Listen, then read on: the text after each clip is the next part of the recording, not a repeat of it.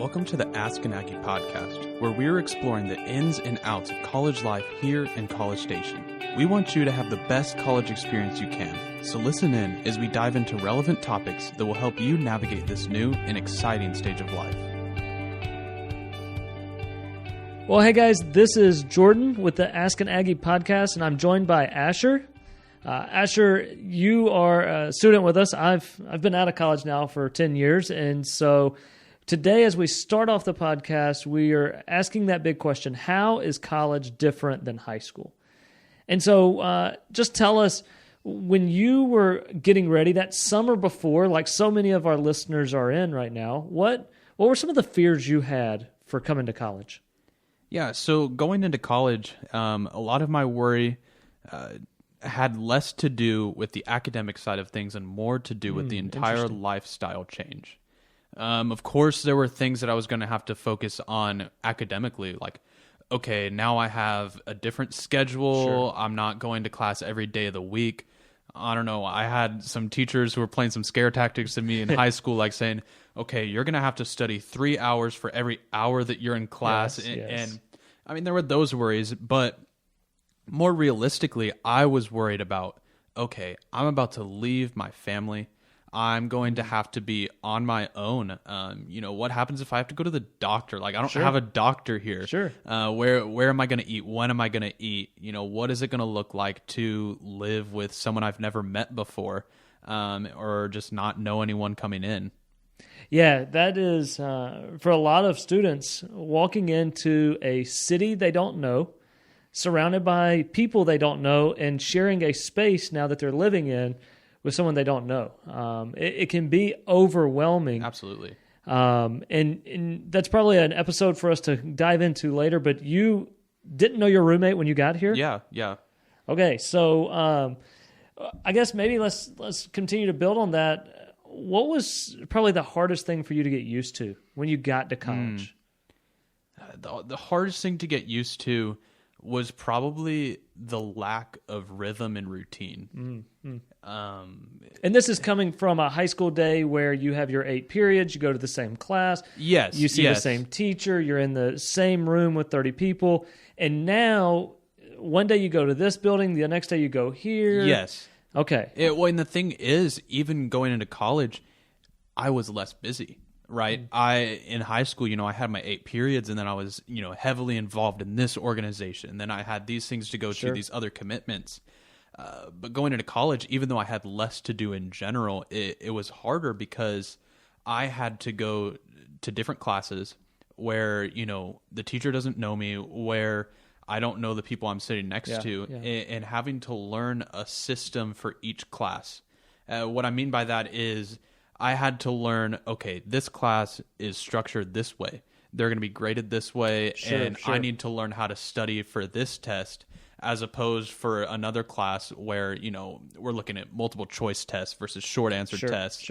And really just learning the different systems of that while maintaining my grades. Like, okay, well, now I got to study at 2 p.m. instead of 8 p.m. when I'm used to. Yeah. And then I said, like, there's a lack of rhythm and routine. You're going out with your friends at night because, college kids stay up late. Sure. And then you don't have a curfew. You have all this freedom that you're getting to enjoy. I remember the days, even though it was a long time ago. I remember that freedom. Absolutely. And then what happens at the end of it is you finally get your rhythm, and then it's like, all right, the semester's over. Yeah. And so there's this learning curve, this big hurdle of, okay, I need to learn how to figure this out quicker. And it takes some failing. It takes some messing up. But I think that this lack of rhythm and routine is very big going into college, especially for me. Yeah, one of the big things that I've read through and just seen practically work itself out is the rhythms you establish in the first 3 weeks of college are really the rhythms you're going to have for the next 4 years. At least for that semester. And so each semester kind of presents a new, fresh start for you. But you also have to take that fresh start because you have to start over. And so college for me, and I'll just be honest, was a fresh start. I didn't really have a great social calendar or busyness when I was in high school. And then in college, I just kind of jumped in with friends and made new friends, really started over. My wife and I joke, we've been married 9 years now, and we joke if we would have met in high school, there's no way we would have been friends, much less dated. Yeah. And so this fresh start can be good. Did you feel that as well? Yeah, I think that going into college this summer before was this time for me where I was like, okay, what is the next 4 years going to look like? Sure. I know, and I'd heard things like you said, like the first 3 weeks are very important for setting the stage.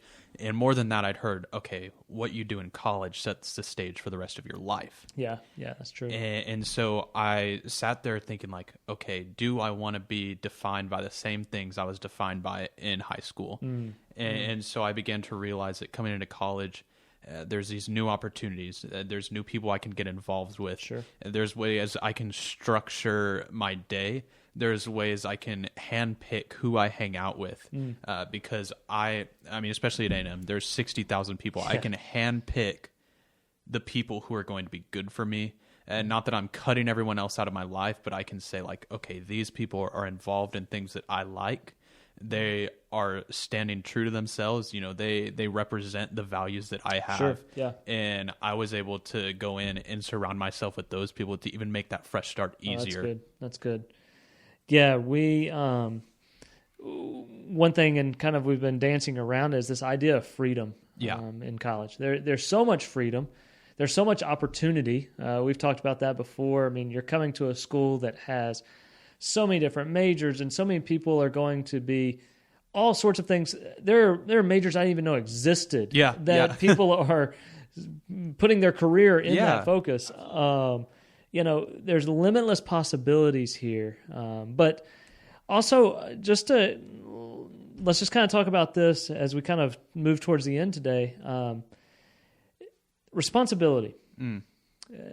You're kind of in a weird position where you're both a kid who depends on parents. Maybe it's financially, or maybe it is just hey, when do I need to go to the doctor and how do I get my oil changed? I didn't know how to do laundry. When I moved into the dorm was the first time I ever did laundry. There's new responsibilities, but then you're trying to be an adult. I moved out. I'm on my own. So where have you felt that kind of balance of new responsibilities? Have you felt that as well? Yeah. So, and it's seen in the simplest of things. The responsibilities that you would never have thought would be an issue. I had a teacher in high school who warned me, like, you might forget to eat. Oh, wow. And she said, I do it too. And, you know, I'm 30 something years old. And she said, like, I just get, busy and I forget to eat. And so, I was like, okay, whatever. Like, I'm gonna get hungry, but then, it's 3:00 in the afternoon and you haven't eaten. You realize that you have to take care of yourself. And I mean, beyond that, That's good. Okay, what am I eating? The freshman 15 is a real thing, and it only took me one semester. Yeah, you were able to get there pretty quick. You passed that class pretty I've always well. been an overachiever, There you go. and Yes. I just really wanted to get that one passed, and so. So why does the freshman 15 exist? Like, why is that held true from when our parents were in college? Yeah, because, besides the fact that these dining halls are like all you can eat, we see that there's this step of freedom where, like you said, like there's so many options out there now. Yeah. I don't have to eat the vegetables that my parents put in front of me. Sure. And then you're responsible for choosing what you want. It's a double-edged sword, that freedom, like I have this responsibility to choose things that are going to be good for me.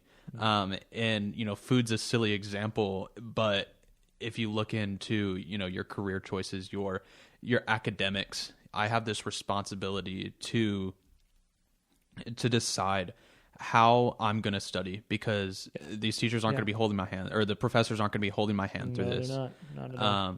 And if they fail me, like, they're not going to think twice about it because they don't know my name. Yeah, they don't know who you are. You're just a kid that didn't turn in an assignment. Exactly. And so you have this new responsibility to take care of yourself, even when there's a chance, like if you don't set it up for yourself, like there's a chance that no one's going to stop you from making bad decisions, right?